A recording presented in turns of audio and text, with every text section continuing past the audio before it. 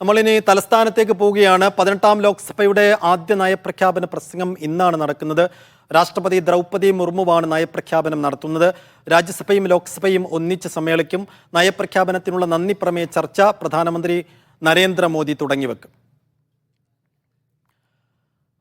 Saju Thomas ഡൽഹിയിൽ നിന്ന് കൂടുതൽ വിവരങ്ങൾ നൽകും.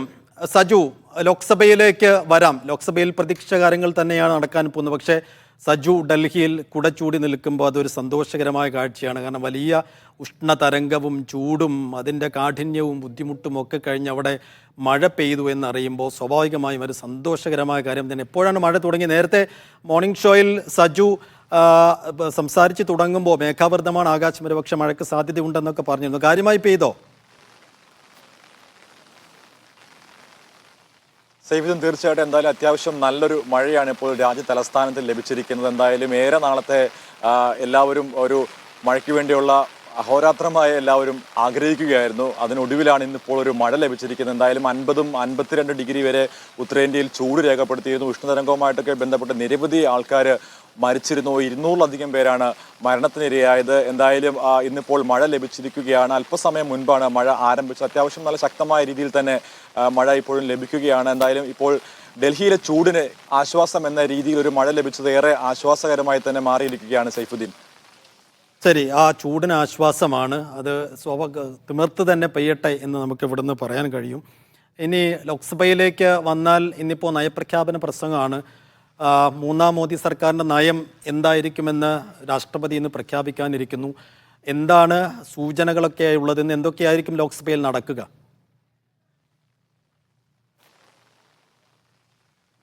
സൈഫു, തീർച്ചയായിട്ടും എന്തായാലും പാർലമെന്റ് സമ്മേളനത്തിന്റെ 3ാം ദിവസം ഇന്നിപ്പോൾ രാഷ്ട്രപതിയുടെ നയപ്രഖ്യാപന പ്രസംഗമാണ് ഏറ്റവും പ്രധാനമായിട്ടുള്ളത്. 2 സഭകളും ഇന്ന് സമ്മേളിക്കും. ലോക്സഭയും രാജ്യസഭയും ഇന്ന് സമ്മേളിക്കും.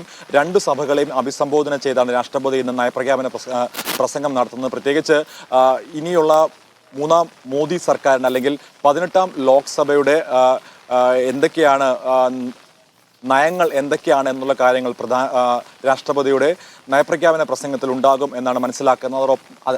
അതിനുശേഷമായിരിക്കും പ്രധാനമന്ത്രിയുടെ മറുപടി പ്രസംഗം ഉണ്ടാവുക. അതിന്മേലുള്ള ചർച്ചകളൊക്കെയും അതിനുശേഷം പുരോഗമിക്കും. എന്തായാലും 3ാം മോദി സർക്കാർ അധികാരത്തിൽ വന്നതിന് തൊട്ട് പിന്നാലെ വലിയ രീതിയിലുള്ള പ്രശ്നങ്ങളൊക്കെയും രാജ്യത്ത് അലയടിക്കുന്നത് നമ്മൾ കണ്ടതാണ്. പ്രത്യേകിച്ച് നീറ്റ് വിഷയവുമായി ബന്ധപ്പെട്ട് വിദ്യാഭ്യാസ മന്ത്രി രാജിവെക്കണം അടക്കമുള്ള കാര്യങ്ങൾ, NDA പിരിച്ചുവിടണം എന്നുള്ള അടക്കമുള്ള കാര്യങ്ങളൊക്കെയും ഉയർത്തി വലിയ പ്രതിഷേധങ്ങൾ വിദ്യാർത്ഥി സംഘടനയുടെ ഭാഗത്തുനിന്നും പ്രതിപക്ഷത്തിന്റെ ഭാഗത്തുനിന്നും ഉണ്ടായത് കണ്ടതാണ്. അതിന്റെ ബാക്കി പത്രം വന്ന വണ്ണം ഇന്നിപ്പോൾ പാർലമെന്റിലും ഇന്നും നാളെയും ഒക്കെ ആയിട്ട് പാർലമെന്റിലും അതിന്റെ അലയൊലികൾ ഉണ്ടാകാനുള്ള സാധ്യതയുണ്ട്. ഏറ്റവും പ്രധാനമായിട്ടും വിദ്യാഭ്യാസ മന്ത്രി ധർമ്മേന്ദ്ര പ്രധാൻ രാജിവെക്കണം എന്നുള്ള ഒരു ആവശ്യമാണ് പ്രധാനമായിട്ടും പ്രതിപക്ഷം മുൻപോട്ട് വെക്കുന്നത്. അതിൽ ഉറച്ചു നിൽക്കുകയാണ്.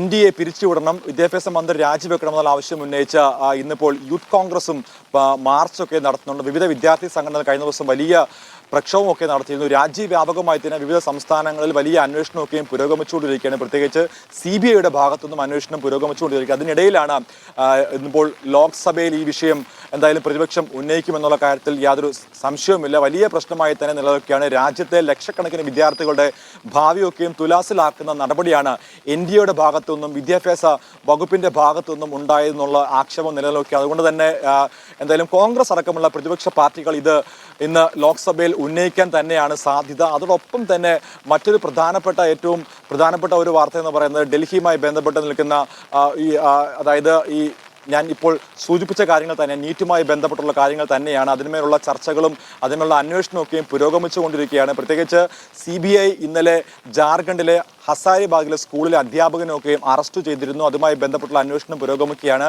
മഹാരാഷ്ട്രയിൽ നിന്നുള്ള അധ്യാപകരെ അറസ്റ്റ് ചെയ്തു. മഹാരാഷ്ട്ര, ഗുജറാത്ത്, ഉത്തർപ്രദേശ്, അതുപോലെ ബീഹാർ അടക്കമുള്ള സംസ്ഥാനങ്ങളിൽ അന്വേഷണം പുരോഗമിക്കുകയാണ്. ജാർഖണ്ഡിലാണ് ഈ പരീക്ഷാ പേപ്പർ ചോർന്നത് എന്നുള്ള കാര്യമൊക്കെയും നിലനിൽക്കുകയാണ്. അതുകൊണ്ട് തന്നെ ഈ വിഷയങ്ങളൊക്കെയും പാർലമെന്റിൽ ഉന്നയിച്ച് വലിയ ചർച്ചാ വിഷയമാക്കാനുള്ള മുന്നൊരുക്കത്തിലാണ് ഇപ്പോൾ പ്രതിപക്ഷ പാർട്ടികളെല്ലാം തന്നെ.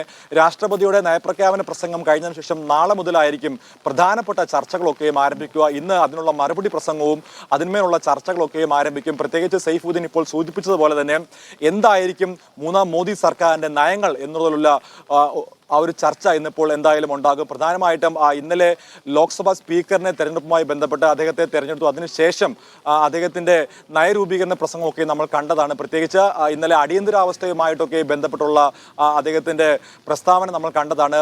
പാർലമെന്റിന്റെ ചരിത്രത്തിൽ ആദ്യമായിട്ടാണ് സ്പീക്കറുടെ ഭാഗത്ത് നിന്ന് ഇത്തരത്തിലുള്ള ഒരു പ്രസ്താവന ഉണ്ടാകുന്നത്. അതൊക്കെയും വലിയ രീതിയിലേക്ക് ഈ വിഷയങ്ങളൊക്കെ കോൺഗ്രസ് വലിയ രീതിയിൽ ഉന്നയിച്ചിട്ടുണ്ട്. പ്രത്യേകിച്ച് ഈ വിഷയവുമായിട്ടൊക്കെ ബന്ധപ്പെട്ട് വലിയ വിമർശനങ്ങൾ കോൺഗ്രസിന്റെ ഭാഗത്തു നിന്ന് കോൺഗ്രസ് അധ്യക്ഷൻ മല്ലികാർജ്ജുൻ ഖാർഗെ അടക്കമുള്ള നേതാക്കൾ ഉന്നയിച്ചിട്ടുണ്ട്. അതുമായി ബന്ധപ്പെട്ടുള്ള അലവലികൾ ഇന്നും പാർലമെന്റിൽ ഉണ്ടാകും എന്ന് തന്നെയാണ് മനസ്സിലാക്കുന്നത്. എന്തായാലും ഇന്നിപ്പോൾ രാഷ്ട്രപതിയുടെ നയപ്രഖ്യാപന പ്രസംഗം ഇരു സഭകളെയും അഭിസംബോധന ചെയ്ത് സംസാരിക്കും. 11 മണിയോടുകൂടിയാണ് പാർലമെന്റിന്റെ ഇരു സഭകളും ആരംഭിക്കുക. സൈഫുദ്ദീൻ.